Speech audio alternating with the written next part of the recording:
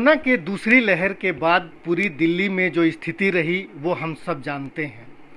इस दौरान दिल्ली सरकार ने जो कदम उठाए वो कदम ऐसे थे जो दिल्ली के प्रत्येक नागरिक की सुविधाओं को ध्यान रखने की कोशिश की गई थी। इन योजनाओं में वो योजनाएं कौन कौन सी थीं और कितनी लोगों तक पहुंच पाई, इसकी पड़ताल करने के लिए, इसके बारे में जानकारी करने के लिए आज हम हैं रिठाला विधानसभा से आम आदमी पार्टी के संगठन मंत्री प्रदीप मित्तल जी के साथ। प्रदीप जी से जानते हैं कि किस तरीके से जो योजनाओं की घोषणा दिल्ली सरकार ने की थी उनको वास्तव में कितने लोगों तक अभी तक वो मिल पाया है और आगे किस तरीके से उसे आगे बढ़ाने की कोशिश हो रही है। प्रदीप जी, सबसे पहले तो आपका बहुत बहुत स्वागत है।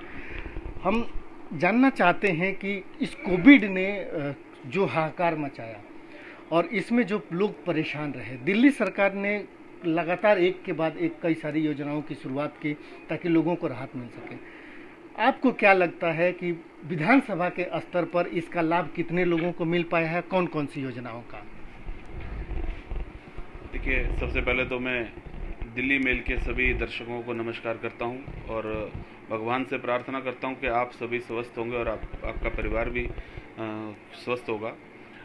जो आपने क्वेश्चन किया है कि दिल्ली सरकार की योजनाओं के बारे में, जो कोरोना काल के अंदर आप देख सकते हैं कि जिस तरीके से पिछले 2 महीने के अंदर दिल्ली ही नहीं, भारत ही नहीं, पूरे विश्व के अंदर कोरोना की जो ये दूसरी लहर थी, ये एक भयंकर महामारी के रूप में हमने देखने को मिली। और इस दौरान जो हालात हुए हैं वो बहुत सारे परिवारों ने अपनों को खोया भी है, लेकिन जिस तरीके से माननीय मुख्यमंत्री श्री अरविंद केजरीवाल जी ने दिल्ली का बेटा होने का फर्ज निभाया है, तो हम उनका सैल्यूट करते हैं, उनको धन्यवाद करते हैं। क्योंकि पहले ही दिन से अगर आप बात करेंगे तो ऑक्सीजन को लेके जिस तरीके से उन्होंने मॉनिटरिंग की उसकी, और एक हफ्ते के अंदर अंदर जो ऑक्सीजन की एक डिमांड थी दिल्ली के अंदर, उसको पूरा करवाया गया। केंद्र सरकार के ऊपर दबाव बनाया गया इसके लिए कि हमारे को ज़रूरत है उस ज़रूरत को पूरा किया जाए ऑक्सीजन को लेकर। तो ऑक्सीजन की व्यवस्था, बेड्स की संख्या को बढ़ाना, नए हॉस्पिटल्स का निर्माण करना। अभी आप अगर देख सकते हैं तो हम लोग जब ये कोरोना लहर चल रही थी तो 44 ऑक्सीजन जो प्लांट थे वो इंस्टॉल कराने के लिए मंगवाए गए थे, जिसमें से 22 जो है वो अभी हमारे चालू हो चुके हैं। तो बहुत इस तरीके जो माननीय मुख्यमंत्री जी द्वारा कोरोना को लेकर जितनी ज़रूरत थी ऑक्सीजन की, उस ऑक्सीजन को प्रॉपर जो उनके प्लांट थे वो प्लांटों को इंस्टॉल करने के बाद अब अगर एक्स्ट्रा है तो उन्होंने केंद्र सरकार से अपील की थी जिस दौरान कि अब हमारे पास दिल्ली में पर्याप्त मात्रा में ऑक्सीजन है, अगर आप किसी ज़रूरत है, कहीं दूसरे राज्यों को ज़रूरत हो तो आप वहाँ दे सकते हैं।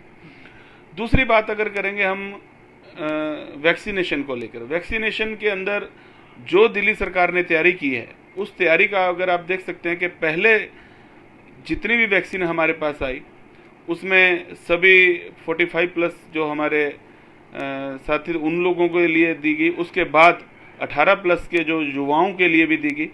लेकिन केंद्र सरकार द्वारा जिस तरीके से वैक्सीन को रोका गया, जिस तरीके से बार बार सभी इन व्यवस्थाओं को, पहले ऑक्सीजन की अगर बात करें तो ऑक्सीजन का भी हमारा जो कोटा था दिल्ली का वो भी कम किया गया। तो केंद्र सरकार की तरफ से सहायता ना मिलने के बावजूद भी उन चीज़ों को मेंटेन किया गया। अभी वैक्सीन को लेकर जिस तरीके से माननीय मुख्यमंत्री, अभी जहां पर आप वोट डालने जाते हैं वहीं पर आपको वैक्सीन लगेगा, तो जहां वोट वहीं वैक्सीनेशन, ये एक अच्छी सोच है उनकी, एक अच्छी पहल है। शायद ये किसी और अगर राज्य की बात करें तो ये सोच भी नहीं हो सकती। तो उस दौरान अगर आप देखेंगे आने वाले टाइम के अंदर आपको हर जहां पर आपने वोट डाली थी वहीं पर वैक्सीन लगेगी। और अभी एक बात बता देता हूं, 2 से 3 दिन पहले की बात ही बता रहा हूं कि अगर हमारे युवाओं के लिए जो बाहर अब्रॉड के अंदर पढ़ने जाना चाह रहे हैं या कोई नौकरी के लिए जाना चाहते हैं तो उनके लिए स्पेशल जो है वो सेंटर अलॉट किए गए हैं, वहाँ पर उनको वैक्सीन लगाई जा रही है। और ड्राइव थ्रू वैक्सीन का भी सेंटर खोले गए हैं। हमारी अगर रिठाला विधानसभा की बात करें तो माननीय विधायक जी द्वारा जो यूनिटी मॉल है उसके अंदर ये शुरू किया गया है। अगर अंबेडकर हॉस्पिटल की बात करें तो अंबेडकर हॉस्पिटल के अंदर माननीय विधायक जी द्वारा दूसरा ऑक्सीजन प्लांट जो है वो भी चालू हो चुका है। तो जो उनकी सोच थी उस सोच को हमने हर आदमी तक पहुंचाया है। हर आदमी की ज़रूरत को ध्यान में रखते हुए वैक्सीनेशन की जितनी ज़रूरत है उसको भी पूरा करने की प्रयास में लगे हुए हैं।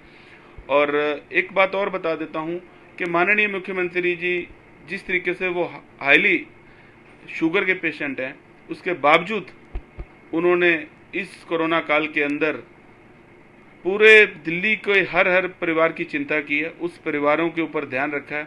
खुद वो बाहर जाकर सारी मॉनिटरिंग की हॉस्पिटल्स के अंदर, बेड्स की संख्या के अंदर। तो ऐसा हमारे को ऐसे मुख्यमंत्री मिले हैं तो ये हमारे लिए एक बहुत ही गर्व की बात है। और जिन लोगों ने इस दौरान हमारे जो हॉस्पिटल्स के अंदर जो डॉक्टर्स थे या और दिल्ली सरकार के अन्य साथी जो फ्रंट लाइन के अंदर काम कर रहे थे, अगर कोई ड्यूटी के दौरान कोई उनको क्षति हुई है या किसी प्रकार का उनके साथ हादसा हुआ है तो माननीय मुख्यमंत्री जी द्वारा, दिल्ली सरकार द्वारा 1 करोड़ रुपए की जो सहायता राशि है वो उनको दी गई है।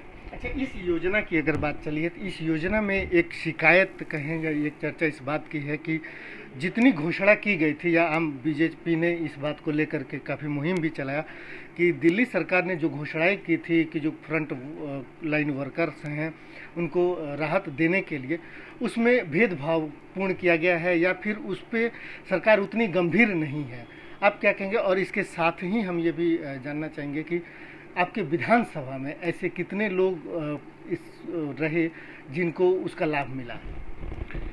देखिए, अगर आप बात करेंगे तो बीजेपी की, हमारे को बीजेपी एक भी दिल्ली सरकार का ऐसा कोई प्रूफ ला के दे दे कि जहाँ पर उसको ये सहायता ना मिली हो। कोई भेदभाव नहीं किया गया है। जो हमारे पास जहाँ से सूचना मिली उसको वो राशि जो है वो मुहैया करवाई गई है। और हमारी विधानसभा की अगर बात करेंगे तो ऐसा कोई हमने यहाँ पर ये इस तरीके का हादसा नहीं देखा है। तो इस तरीके से यहाँ पर उस तरीके का नहीं, लेकिन उन परिवारों के लिए अगर आप बात करेंगे जहाँ पर एक तरफ कोरोना की इतनी बड़ी भयंकर महामारी चल रही थी, उस दौरान हमारे जितने भी जो ऑटो वाले साथी हैं और जो ई रिक्शा चलाते हैं, तो जिसके पास अपना बैच और लाइसेंस था उनको लगभग 1,51,000 उन लोगों को 5,000 रुपये जो राशि है वो उनके अकाउंट में आई है।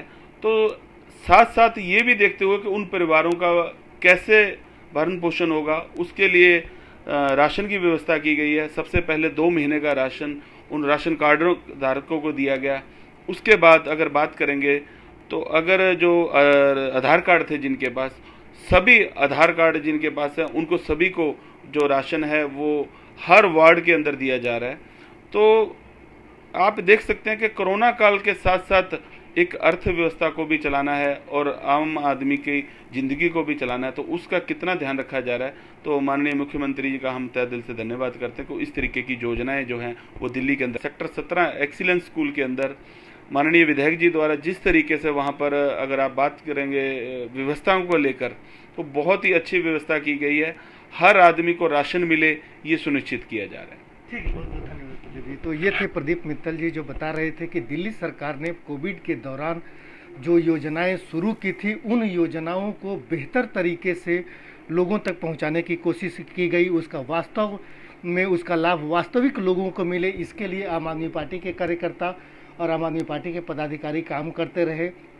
साथ ही जो दिल्ली सरकार के अलावे एक विधायक होने के नाते विधायक महेंद्र गोयल ने जो दिशा निर्देश दिए उसको भी आम आदमी पार्टी के कार्यकर्ता और प्रदीप मित्तल जी एक नेतृत्व करते हुए